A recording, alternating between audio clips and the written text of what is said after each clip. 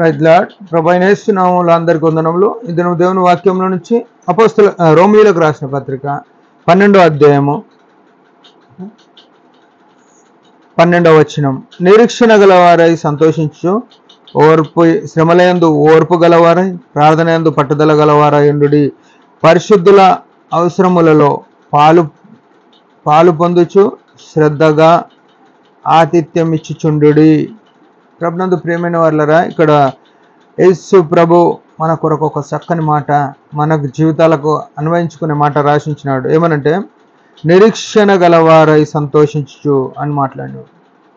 నిరీక్షణ, ఈ నిరీక్షణ మనల్ని సిగ్గుపరచదు అని బైబిల్ గ్రంథం చెప్తుంది. ఈ నిరీక్షణ ఏంటంటే యేసు ప్రభు ఈ లోకానికి వచ్చినాడు, మృతి పొందినాడు అని విశ్వసించడం, ఆయన రక్తంలో కడగబడి బాప్తిస్మ సాక్ష్యం ఇచ్చినాం, సంఘంలో నాటబడి పరిచర్యలో కొనసాగుతున్నాం. అయితే ఆయన రెండో రాకడ వస్తున్నాడు అనే విషయము మనం నిరీక్షణ కలిగి ఉండాలి. నిరీక్షణ కలిగి సంతోషిస్తుండాలి. ప్రభు వస్తున్నాడు, నాకు విడుదల ఉంది, ఈ పాప భారంతో, ఈ పాప శరీరంలో నుండి విడుదల నుండి, మార్పు నుండి మహిమా శరీరంతో ఆయనను కలుసుకుంటాననే నిరీక్షణ కలిగి ఉండాలి. ఆ పరిశుద్ధ పట్టణంలో, శుద్ధ సువర్ణమయమైన పట్టణంలో, పరిశుద్ధ పర్వతం మీద మనం ఉంటాము అని మనము సంతోషించాలి. నిరీక్షణ ఉన్నప్పుడు సంతోషం వస్తుంది. ఏముందిలే, వచ్చేటప్పుడు వస్తాడేమో, పోయేటప్పుడు పోతాం అని అనుకునే ఈ నీరసమైన జీవితము మనకు నష్టం తీసుకొచ్చేదిగా ఉంది. ఎన్నో దినాలైంది వింటూనే ఉన్నాం, చిన్నప్పటి సంది వింటున్నాం యేసు ప్రభు వస్తాడని అని అంటే అది కుదరదు. 1000 సంవత్సరంలో ఆయనకు ఒక్క దినం వలె ఉన్నాయి. నువ్వు నేను క్వశ్చన్ చేయనిక లేదు, ప్రశ్నించనిక లేదు ఆయనను. ఆయన ఏది చేస్తాడో అది ఆయన ఇష్టం. మనం ఆయన ఇష్టం కొరకు ఉన్నాము, ఆయన చిత్తంలో ఉన్నాము, అది మాత్రం గుర్తుపెట్టుకోవాలి. నీ ఇష్టము నా ఇష్టము నెరవేర్చుకోవడానికి ఆయన మనల్ని భూమి మీద పెట్టలే, మనం ఉన్నది ఆయన మహిమ కొరకు అని గుర్తుపెట్టుకోవాలి. ఇక్కడ ఏమంటున్నాడు, శ్రమల యందు ఓర్పు గలవారై.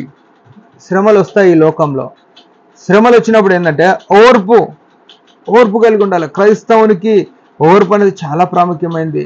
యేసు ప్రభు కూడా మన కొరకు సిలువను ఓర్చుకున్నాడు, అవమానం నిర్లక్ష్య పెట్టినాడు, ఉమ్మివేయబడ్డాడు, కొట్టబడ్డాడు. ఆయనను చూసి మనం నేర్చుకోవాల్సింది ఏంటంటే శ్రమలు వచ్చినప్పుడు ఓర్పుగా ఉండాలి, భరించాలి వాటిని. అది మనకు ఒకనాడు బహుమానములుగా, ఆనందమయ మకుటముగా ఆ శ్రమలే మనకు మారుతాయి.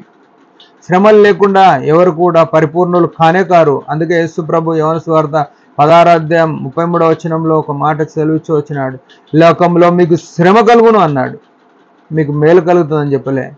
ఆ శ్రమలో మనం ఏం చేయాలా, ఓర్పు కలిగి జీవించిన వారమై ఉండాలని దేవుని యొక్క కోరిక. ప్రార్థన యందు పట్టుదల కలిగి ఉండుడి. ప్రార్థన ఊపిరి లాంటిది ఒక విశ్వాసికి. ఒక బ్రతికున్న మనిషికి ఊపిరి ఎలాగో ఒక క్రైస్తవునికి ప్రార్థన అదే రీతిగా ఉంటుంది. అది లేకుండా నీ జీవితంలో ప్రార్థన లేదంటే నువ్వు మృతుడు అని గుర్తుపెట్టుకో.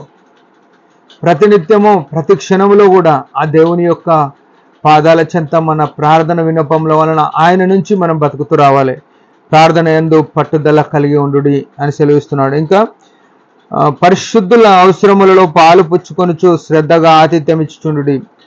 ఎవరైనా దేవుని పిల్లలైన వారు అంటే యేసు ప్రభుని అంగీకరించిన వారు, నీ చుట్టూన్నవారు, రక్త సంబంధులు కానీ ఉండండి, మందిరానికి వచ్చేటోళ్ళు ఎవరైనా ఉండండి, వారికి ఏం చేయాలో వారి అవసరములలో పాలు పుచ్చుకొనుచు.